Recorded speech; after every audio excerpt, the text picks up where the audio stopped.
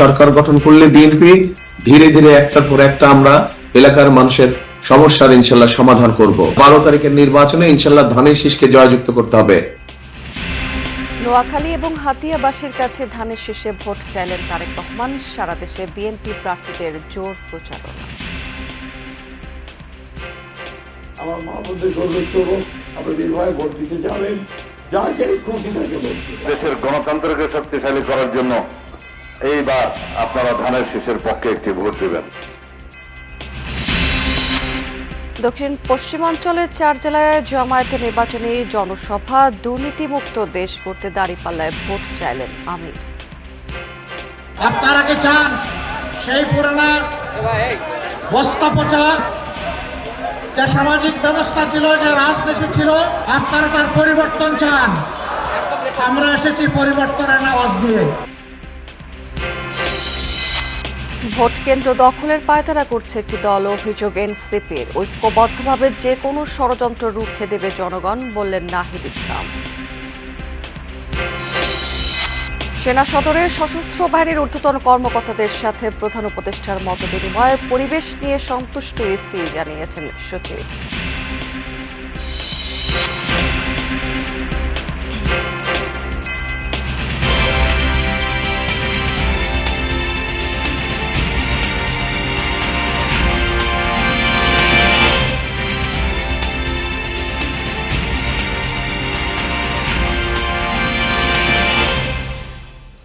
আমন্ত্রণ যমুনা নিউজে। এতক্ষণ শিরোনাম দেখছিলেন, এবার চলে যাচ্ছি পুরো খবর এবং পুরো সময় জুড়ে আপনাদের সাথে থাকবো আমি রাবেয়া স্মৃতি।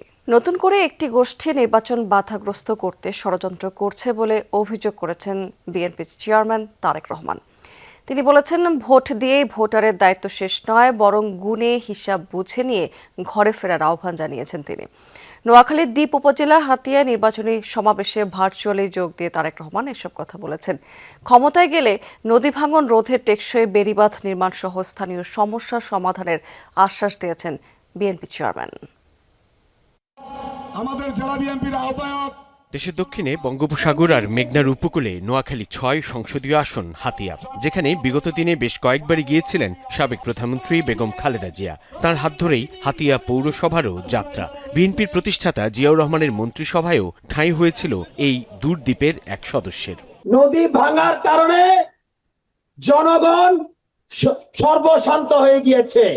এবার হাতিয়াতে নির্বাচনী সমাবেশে বক্তব্য রাখলেন বিএনপি চেয়ারম্যান তারেক রহমান। ধানের শীষের পক্ষে হাতিয়া দ্বীপ সরকারি কলেজ মাঠের এই সমাবেশে যোগ দিতে সকাল থেকেই দূর দূরান্ত থেকে ছুটে আসে প্রান্তিক নারী, পুরুষ, কৃষিজীবী, মৎস্যজীবী থেকে বিভিন্ন পেশাজীবীরা। ছিলেন হাতিয়ার মূল ভূখণ্ড থেকে চরের অধিবাসীরাও। নির্বাচনের পরে ইনশাল্লাহ আমি এই নিঝুম দ্বীপে, এই হাতিয়া উপজেলায় আসবো। ভার্চুয়াল বক্তব্যে তারেক রহমান বলেন, দ্বীপের মানুষের নিত্যদিনের চিকিৎসা সংকট, কৃষকদের সমস্যা কিংবা তরুণদের কর্মসংস্থান ঘিরে বিএনপির পরিকল্পনার কথা। তারেক রহমান বলেন, হাতিয়া উপজেলার দুস্থ খেটে খাওয়া মানুষের পাশে দাঁড়াতে চায় বিএনপি। সাধারণ মানুষের চিকিৎসার খুব কষ্ট। হাসপাতাল বলেন, যেই হাসপাতালটি আছে এখানে, এই হাসপাতালটিকে আমাদের বৃদ্ধি করতে হবে। আমরা সারা দেশে হেলথ কেয়ারার নিযুক্ত করতে চাই। অসুখ বিসুখ তারা ঘরে গিয়ে চিকিৎসা দিতে হবে, যাতে করে মা বোনরাদেরকে কষ্ট করে আর হাসপাতাল যেতে না হয়। সমস্যার সমাধান করতে হলে তো ধানের শীষকে জিতাতে হবে। এর আগে তো আপনারা এই এলাকার মানুষ অনেককে দেখেছে, কিন্তু তারা সমস্যার সমাধান তো করেনি। তারেক রহমান বলেন, লেখাপড়ার পাশাপাশি শিক্ষিত নারীদের অর্থনৈতিকভাবে স্বাবলম্বী সচ্ছল করে তুলতে চায় বিএনপি। হাতিয়ার মানুষের চিরন্তন সমস্যা নদী ভাঙন, ব্লক বাঁধ কিংবা বেড়িবাঁধ নির্মাণ বিএনপির গুরুত্বের তালিকায় আছে বলেও জানান তিনি। ক্ষমতা এলে ধাপে ধাপে এসব সমস্যা সমাধানের আশ্বাস দেন বিএনপি চেয়ারম্যান। নদী ভাঙন রোধ করা, টেকসই বেড়িবাঁধ নির্মাণ করা, ভূমিহীনদের জন্য খাস জমি বন্দোবস্ত করা, উপজেলা স্বাস্থ্য কমপ্লেক্সকে 150 শয্যায় উন্নীত করা, তারপরে জাহাজমারা ইউনিয়নকে নতুন উপজেলায় রূপান্তর করা, এগুলো সব আপনাদের যেগুলো এলাকাবাসীর দাবি, এগুলো সব আমি জানি, এগুলো সব আমরা লিখে রেখেছি। ইনশাল্লাহ সরকার গঠনে সক্ষম হলে, আমরা সরকার গঠন করলে বিএনপি ধীরে ধীরে একটার পর একটা আমরা এলাকার মানুষের সমস্যার ইনশাল্লাহ সমাধান করব। 12 ফেব্রুয়ারি নির্বাচনে ধানের শীষের প্রার্থীকে বিজয়ী করার আহ্বান জানিয়ে তারেক রহমান নির্বাচনের দিন জনগণকে সজাগ ও সতর্ক থাকার আহ্বান জানান। অন্য একটি গোষ্ঠী তারা আবার কিছু কিছু ষড়যন্ত্র করছে যেন নির্বাচন বাধাগ্রস্ত হয়। এই ব্যাপারে আপনাদের সকলকে সচেতন থাকতে হবে। ভোট দিয়ে চলে আসলে চলবে না, ভোট দিয়ে ওখানে থাকতে হবে, যাতে করে আপনার যে ভোটটা আপনি দিলেন এই ভোটের হিসাব কড়াই গণ্ডায় বুঝে আনতে হবে। তারেক রহমান বলেন, জনগণের ভোটে বিএনপি ক্ষমতায় গেলে হাতিয়াকে আর বিচ্ছিন্ন হিসেবে নয়, বরং মূল ভূমির সঙ্গে যোগাযোগ সুবিধা নিশ্চিত আর সুষম উন্নয়নের অন্যতম ক্ষেত্র হিসেবে প্রতিষ্ঠা করবে তার সরকার। স্লোগান হবে, করব কাজ, গড়ব দেশ, সবার আগে বাংলাদেশ। এই যে শামীমকে আপনাদের কাছে তুলে দিলাম, আমি ধানের শীষ হাতে তুলে দিলাম, তাকে ওকে জয়যুক্ত করে ইনশাল্লাহ নিয়ে আসবেন আপনারা। সাইফুদ্দিন রবিন, যমুনা নিউজ। জাতীয় নির্বাচনে সারা দেশে চলছে প্রার্থীদের প্রচারণার পঞ্চম দিনে সকাল থেকে ব্যস্ত সময় কাটাচ্ছেন প্রার্থী এবং কর্মী সমর্থকেরা।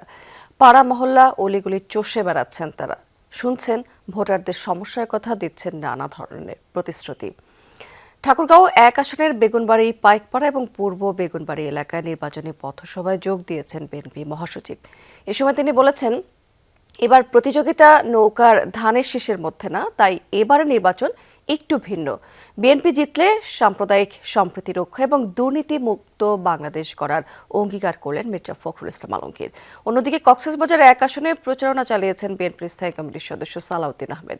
এ সময় তিনি বলেছেন, দেশের মালিকরা জনগণের কাছে ফেরত দিতে হবে, দেশের মালিকানা জনগণের কাছে ফেরত দিতে হবে। চাকরির জন্য আমরা ঘুষ নিব না, দেবো না, নিতে দেবো না কাউকে। আমার মা বোনদেরকে অনুরোধ করবো, আপনারা নির্ভয়ে ভোট দিতে যাবেন, যাকে খুশি থাকে ভোট দিন। বাংলাদেশের ইতিহাসের সবচেয়ে গুরুত্বপূর্ণ নির্বাচন, সেই নির্বাচনে আমরা দেশের শক্তির পক্ষে থাকি। দলমত নির্বিশেষে সবাইকে আহ্বান জানাবো, আমরা দেশের গণতন্ত্রকে শক্তিশালী করার জন্য এইবার আপনারা ধানের শীষের পক্ষে একটি ভোট দেবেন।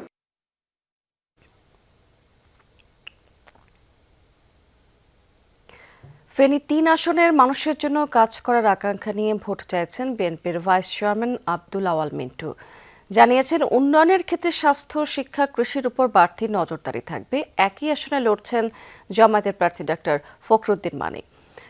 চট্টগ্রাম 8 আসনে এনসিপি নির্বাচনী গণসংযোগে অংশ নিয়েছেন এনসিপির মুখপাত্র আসিফ মাহমুদ সজীব ভুঁইয়া। কর্মী সমর্থকদের নিয়ে লিফলেট বিতরণ, গণসংযোগ করেছেন খুলনা 4 আসনের বিএনপি প্রার্থী আজিজুল বারী হেলাল। খুলনার 3 আসনে আছেন রকিবুল ইসলাম বকুল। খাল খনন, রাস্তাঘাট সংস্কার সহ বিভিন্ন প্রতিশ্রুতি দিচ্ছেন জনগণকে। অন্যদিকে খুলনা 5 আসন চষে বেড়াচ্ছেন জামায়াত প্রার্থী মিয়া গোলাম পরোয়ার। তবে লেভেল প্লেইং ফিল্ড নিয়ে অভিযোগ তার।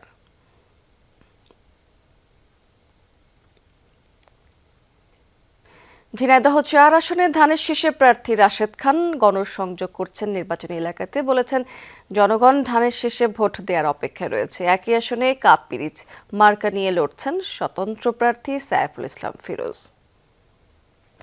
ক্ষমতায় গেলে ভাতা দিয়ে বেকারত্বের মহাসমুদ্র তৈরি না করে তরুণ তরুণীদের কর্মক্ষম গড়ে তোলার প্রতিশ্রুতি দিয়েছেন জামায়াত আমির ডক্টর শফিকুর রহমান। দেশের প্রতিটি সেক্টরে উন্নয়নের বিপ্লব ঘটবে জানিয়ে তিনি বলেছেন যে চাঁদাবাজি, দুর্নীতি দেশ থেকে চিরতরে বন্ধ করা হবে। দক্ষিণ পশ্চিমাঞ্চলে 4 জেলায় নির্বাচনী জনসভায় এসব প্রতিশ্রুতি দিয়েছেন তিনি। একই সাথে গণভোটে হ্যাঁকে জয়যুক্ত করার আহ্বান জানিয়েছেন ডক্টর শফিকুর।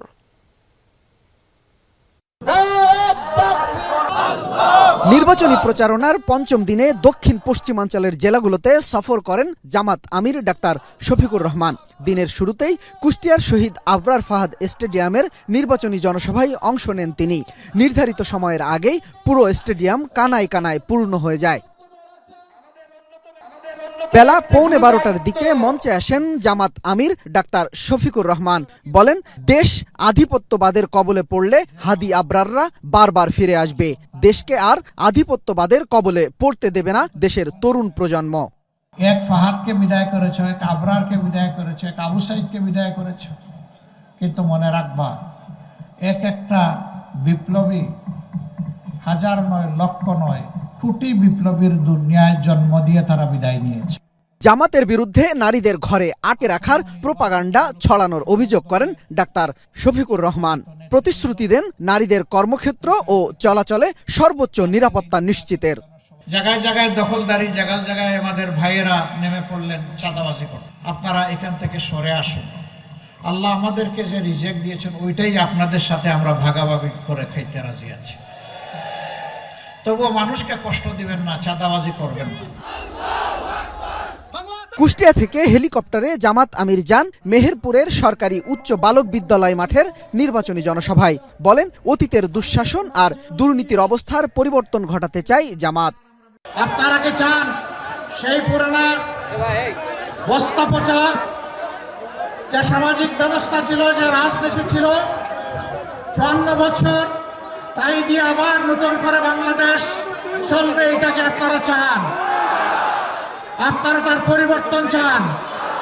আমরা এসেছি পরিবর্তনের আওয়াজ দিয়ে। আজ আমাদের সাথে আছে বাংলাদেশের আপামর যুব সমাজ। পরে চুয়াডাঙ্গার টাউন ফুটবল মাঠের নির্বাচনী জনসভায় যোগ দেন জামাত আমির। বলেন, 12 তারিখ ব্যালট বিপ্লবের মাধ্যমে চাঁদাবাজ ও দুর্নীতির মূলোৎপাটন করতে হবে। 24-এর 5 আগস্ট যেমন একটা বিপ্লব হয়েছিল, আবার 26-এর 12 ফেব্রুয়ারি একই ধরনের আরেকটা বিপ্লব ঘটাতে হবে। সেই 24-এর বিপ্লবটা ছিল বুলেটের বিরুদ্ধে, এবারকার বিপ্লব হবে ব্যালটের মাধ্যমে। পঞ্চম দিনের চতুর্থ ও শেষ নির্বাচনী প্রচারণায় ঝিনাইদহের ওয়াজির আলী স্কুল মাঠের জনসভায় অংশ নেন ডাক্তার শফিক। জনগণের ভোটাধিকার হরণের চেষ্টা হলে কঠোর জবাব দেয়ার হুঁশিয়ারি দেন তিনি। সব জনসভাতে গণভোটে হ্যাঁ এর পক্ষে রায় দেয়ার আহ্বান জানান ডাক্তার শফিকুর রহমান। ফ্যাসিবাদের পুনরুত্থান ঠেকাতে হ্যাঁ ভোটের বিকল্প নেই। দুর্নীতি, চাঁদাবাজি বন্ধ ও বেকার তরুণ তরুণীদের কর্মক্ষম করে গড়ে তোলা সহ নানা প্রতিশ্রুতিতে দক্ষিণ পশ্চিমাঞ্চলীয় জেলাগুলোতে নির্বাচনী প্রচারণা চালিয়েছেন জামাত আমির ডাক্তার শফিকুর রহমান। একই সাথে 11 দলীয় নির্বাচনী ঐক্যকে ক্ষমতায় আনলে তরুণদের প্রত্যাশিত নতুন বাংলাদেশ গঠনে ভূমিকা রাখবেন বলেও প্রতিশ্রুতি দেন জামাত আমির। শামীম রেজা, যমুনা নিউজ, ঝিনাইদহ। তাহাজ্জুদের পর সিল মারার পরিকল্পনা করছে একটি দল। ভোট কেন্দ্র দখলের পায়তারা করছে তারা, এমন অভিযোগ করেছেন জাতীয় নাগরিক পার্টির আহ্বায়ক নাহিদ ইসলাম। সোমবার রাতে লক্ষ্মীপুরের রামগঞ্জ পাইলট বালিকা উচ্চ বিদ্যালয় মাঠে এক কর্মসূচিতে অংশ নিয়েছেন তিনি এই সময় বলেছেন যে ভোট নিয়ে যেসব ষড়যন্ত্র হচ্ছে সেসব ঐক্যবদ্ধভাবে রুখে দিবে বাংলাদেশের জনগণ। এ সময় এনসিপির মুখপাত্র আসিফ মাহমুদ বলেছেন যে বিভিন্ন রাজনৈতিক দলে এখনও পর্যন্ত ফ্যাসিবাদের দোসররা রয়ে গেছে। এদিকে রংপুরে নির্বাচনী পথসভায় 4 আসনের সংসদ প্রার্থী এবং এনসিপির সদস্য সচিব আখতার হোসেন বলেছেন, জনগণ আজাদির বাংলাদেশের পক্ষে থাকবে নাকি গোলামির, এখন সেই সিদ্ধান্ত নেওয়ার সময় এসেছে।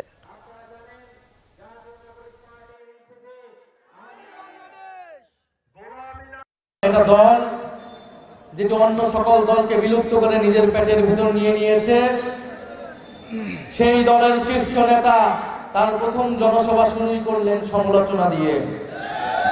কিন্তু তিনি আমাদেরকে বলতেছেন দোষারোপের রাজনীতি যাতে আমরা বন্ধ করি।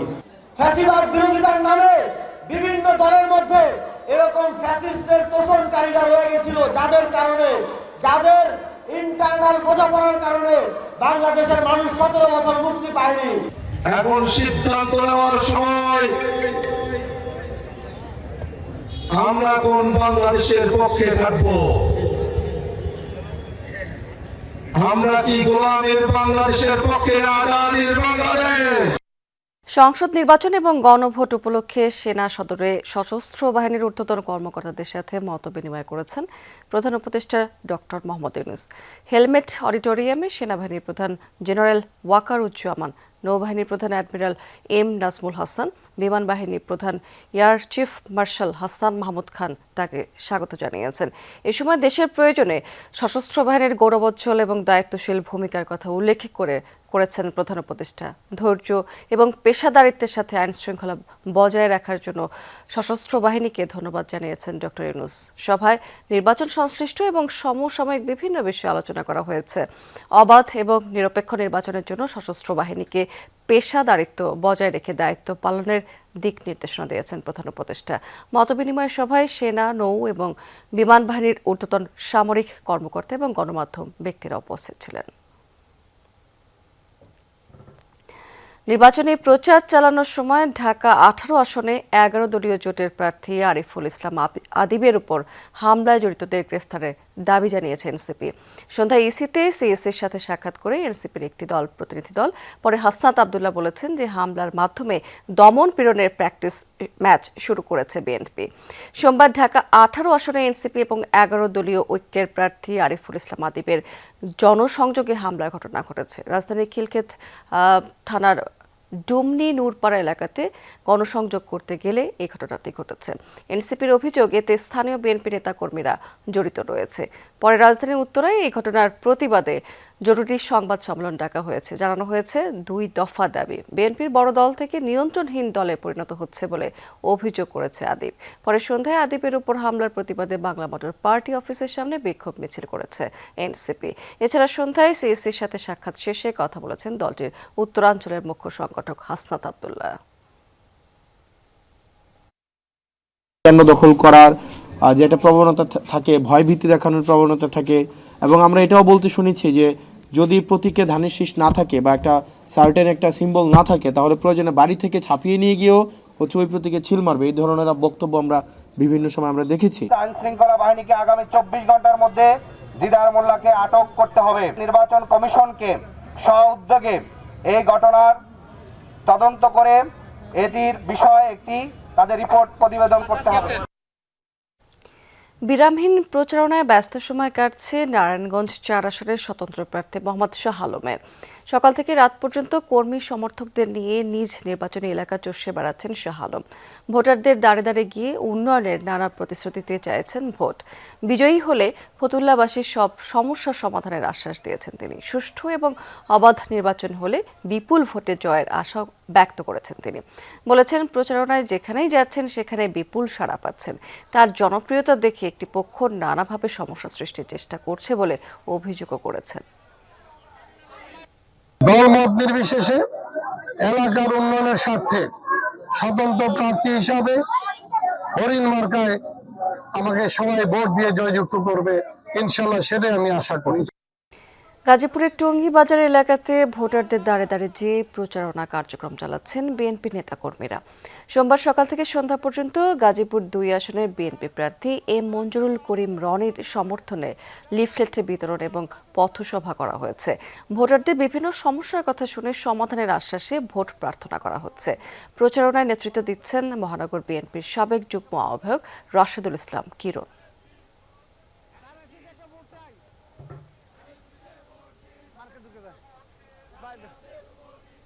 দেশের উন্নতির জন্য, অগ্রগতির জন্য আমরা ধানের শীষকে ভোট দিব। ধানের শীষের কাছে এই দেশ এবং জাতি জনগণ নিরাপদ আছে বলে তারা মন্তব্য করতেছেন। এদিকে তারেক রহমানের আগমন ঘিরে টঙ্গীতে স্বেচ্ছাসেবক দলের আনন্দ মিছিল অনুষ্ঠিত হয়েছে। টঙ্গী পূর্ব থানার স্বেচ্ছাসেবক দলের আহ্বায়ক সুবেল প্রধানের নেতৃত্বে আয়োজিত হয়েছে এই কর্মসূচি। মিছিলটি টঙ্গী হোসেন মার্কেট থেকে শুরু হয়ে ঢাকা ময়মনসিংহ মহাসড়কের গুরুত্বপূর্ণ পয়েন্ট প্রদক্ষিণ করে টঙ্গী চেরাগালী বাজারে গিয়ে শেষ হয়। সিরাজগঞ্জে ধানের শীষের মিছিলে জামায়াতের বিরুদ্ধে হামলার অভিযোগ করেছে বিএনপি। অস্বীকার করে পাল্টা হামলার অভিযোগ করেছে জামায়াত। সোমবার রাতে বহুলি ইউনিয়নের ডুমুরিসা গ্রামে এই ঘটনাটি ঘটেছে। বিএনপি নেতাদের অভিযোগ যে স্থানীয় কর্মী সমর্থকদের নিয়ে ধানের শীষের প্রচারণা চালাচ্ছিলেন তারা। এ সময় জামাতের একটি মিছিলও সেখান থেকে যাচ্ছিল। এক পর্যায়ে বিএনপি নেতা কর্মীদের উপর হামলা চালানো হয়, তবে পাল্টা অভিযোগ করেছেন জামায়াত নেতারা। তারা বলছেন যে মিছিল নিয়ে যাওয়ার সময় বিএনপি নেতা কর্মীরাই তাদের উপর হামলা চালায়। এই ঘটনায় উভয় পক্ষের বেশ কয়েকজন আহত হয়েছেন। নরসিংদী ড্রিম হলিডে পার্কের সামনে সন্ত্রাসী হামলায় আহত হয়েছেন বাংলাদেশ ক্রাইম রিপোর্টার্স অ্যাসোসিয়েশনের 10 জন সাংবাদিক। এই ঘটনায় 2 জনকে আটক করেছে পুলিশ। সোমবার সন্ধ্যায় ড্রিম হলিডে পার্কের সামনে এই ঘটনাটি ঘটেছে। পুলিশ জানিয়েছে যে ক্র্যাব ফ্যামিলি ডের অনুষ্ঠান শেষে বাসে করে ঢাকায় ফেরার প্রস্তুতি নিচ্ছিলেন সাংবাদিকেরা। এ সময় রাস্তার পাশে সাংবাদিকদের বাস পার্কিং করায় টাকা দাবি করে একদল সন্ত্রাসী। টাকা দিতে অস্বীকৃতি জানালে 2 পক্ষের মধ্যে বাকবিতণ্ডা শুরু হয়। এক পর্যায়ে হামলা চালিয়েছে সন্ত্রাসীরা। খবর পেয়ে ঘটনাস্থলে গিয়ে 2 জনকে আটক করেছে পুলিশ। আহতদের হাসপাতালে ভর্তি করা হয়েছে। অনুষ্ঠিত হলো international university of business agriculture and technology IUBAT-র নবম সমাবর্তন। সোমবার সকালে বাংলাদেশ চীন মৈত্রী সম্মেলন কেন্দ্রে বর্ণাঢ্য আয়োজনের মধ্য দিয়ে সমাবর্তনটি অনুষ্ঠিত হয়েছে। রাষ্ট্রপতির প্রতিনিধি হিসেবে সভাপতিত্ব করেছেন সেখানে পররাষ্ট্র বিষয়ক উপদেষ্টা মোহাম্মদ তৌহিদ হোসেন। তিনি উচ্চশিক্ষার মান উন্নয়ন, গবেষণা এবং আন্তর্জাতিক সহযোগিতা জোরদারের উপর গুরুত্ব দিয়েছেন। সমাবর্তন বক্তা হিসেবে উপস্থিত ছিলেন সেখানে কানাডার ইউনিভার্সিটি অফ রেজাইনার প্রেসিডেন্ট অধ্যাপক ডক্টর জেফ কেশেল। সমাবর্তনে প্রায় 1000 স্নাতক এবং স্নাতকোত্তর শিক্ষার্থীকে ডিগ্রি প্রদান করে বিশ্ববিদ্যালয়টি। কৃতিত্বপূর্ণ ফলাফলের জন্য 3 শিক্ষার্থীকে দেওয়া হয়েছে মিয়ান স্বর্ণ পদক। দর্শক, এই ছিল যমুনা নিউজের এখনকার আয়োজনে। এতক্ষণ সঙ্গে থাকার জন্য ধন্যবাদ আপনাদের সবাইকে।